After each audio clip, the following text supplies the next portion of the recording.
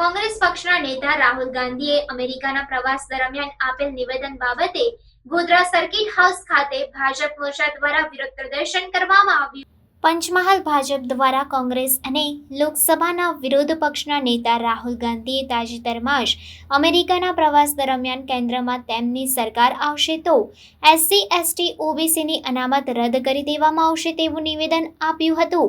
રાહુલ ગાંધીના આ નિવેદનને દેશભરમાં વખોડવામાં આવી રહ્યું છે, જે અંતર્ગત ગુજરાત રાજ્યમાં 41 જગ્યાએ ધરણા કાર્યક્રમનું આયોજન કરવામાં આવ્યું છે।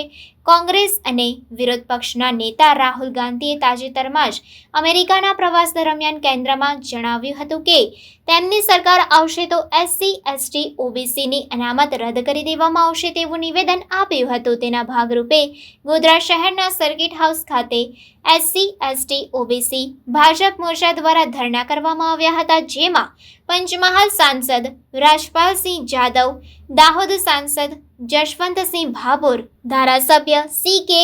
રાઉલજી, ધારાસભ્ય નિમિષાબેન સુથાર, ધારાસભ્ય ફતેહસિંહ ચૌહાણ, જિલ્લા ભાજપ પ્રમુખ અશ્વિન પટેલ અને નગરપાલિકા પ્રમુખ જયેશ ચૌહાણ અને કાર્યકર્તાઓ ધરણા કાર્યક્રમમાં જોડાઈને વિરોધ નોંધાવ્યો હતો।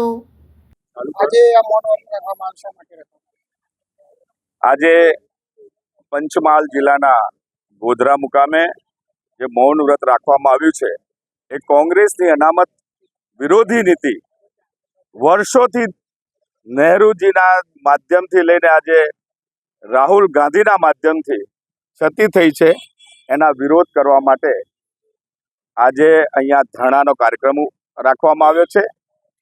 પંચમહાલ જિલ્લાના સૌ આગેવાનો, આપ જુઓ છો, સૌ આગેવાનો આ કાર્યક્રમની અંદર ઉપસ્થિત છે। અનામત નીતિની વાત કરીએ તો અનામત નીતિમાં ડોક્ટર બાબા સાહેબ આંબેડકરજીને 1947માં પણ નહેરુજીએ બંધારણમાં અનામત ના આવે એના માટે સતત પ્રયાસ કરેલા, અને ત્યાર પછી 1957ની અંદર 56ની અંદર કાકા સાહેબ કાલેકરે ઓબીસીનું જે અનામત માટેનું પ્રાવધાન હતું એ મૂક્યું, એનોય વિરોધ કર્યો। 1961માં એમણે રાજ્યના મુખ્યમંત્રીઓને પત્ર લખ્યો કે હું અનામતનો વિરોધી છું, અનામત ના હોવી જોઈએ।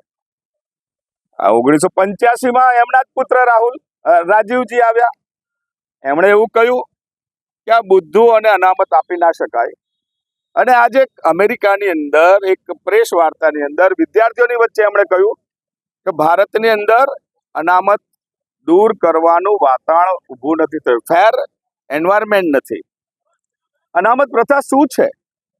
અનામત પ્રથા એ પ્રતિનિધિત્વ છે, અને અનામત પ્રથાથી જ આજે ભારત એ વિકાસના પંથે છે। અનુસૂચિત જાતિ, જનજાતિ, બક્ષીપંચ, મહિલાઓ અને આજે તો સવર્ણને પણ અનામત આપે છે। ભારતીય જનતા પાર્ટીની દેન છે અથવા કોંગ્રેસ સિવાયના લોકોની દેન છે।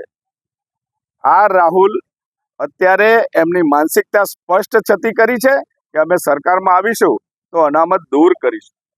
અનામત પ્રથા માટે અનેક વાર ડોક્ટર બાબા સાહેબ આંબેડકરથી અનેક બંધારણ બનાવવા વાળા 256 આગેવાનોએ આની તરફેણ કરી હોય તો કોંગ્રેસ કહી છે કે આ દેશમાંથી અનામત દૂર કરે છે, અને અનામત દૂર કરે છે ત્યારે સૌને જાગૃત કરવા માટે ભારતીય જનતા પાર્ટી અનામતમાં પોતાનું સ્ટેન્ડ ક્લિયર છે એ કહેવા માટે આજે આ કાર્યક્રમ રાખ્યો હતો।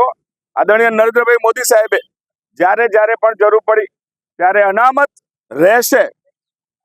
આદરણીય અટલ બિહારી વાજપેયીજી એવું કહ્યું લાલ કિલ્લાના ચોક પરથી, જ્યારે વડાપ્રધાન હતા, વડાપ્રધાનના શબ્દોની કિંમત હોય છે। એમણે કહ્યું કે હું મનુસ્મૃતિને નહીં, હું ભીમ સ્મૃતિને માનું છું। આજે નરેન્દ્રભાઈ મોદી સાહેબ બંધારણના એટલા બધા સન્માનીય વ્યક્તિ છે કે હાથીના અંબાડી પર એમણે બંધારણને રાખી, અને આપણે જોયું સુરેન્દ્રનગરની અંદર 5 કિલોમીટર ચાલ્યા, અને આજે ત્રીજી ટર્મમાં જ્યારે એ સંસદમાં પ્રવેશે છે ત્યારે બંધારણને માથે ચડાવ્યું। આ રાહુલજી બંધારણની એટલી અપમાનના કરી કે પોકેટ ડાયરી બનાવી દીધી, બંધારણને ખિસ્સામાં મૂક્યું ને પાછલા પેન્ટના ખિસ્સામાં મૂકીને બંધારણનું અપમાન કર્યું છે। અને એટલા માટે આજે ભારતીય જનતા પાર્ટીએ સમગ્ર રાજ્યમાં આવો કાર્યક્રમ આપ્યો છે।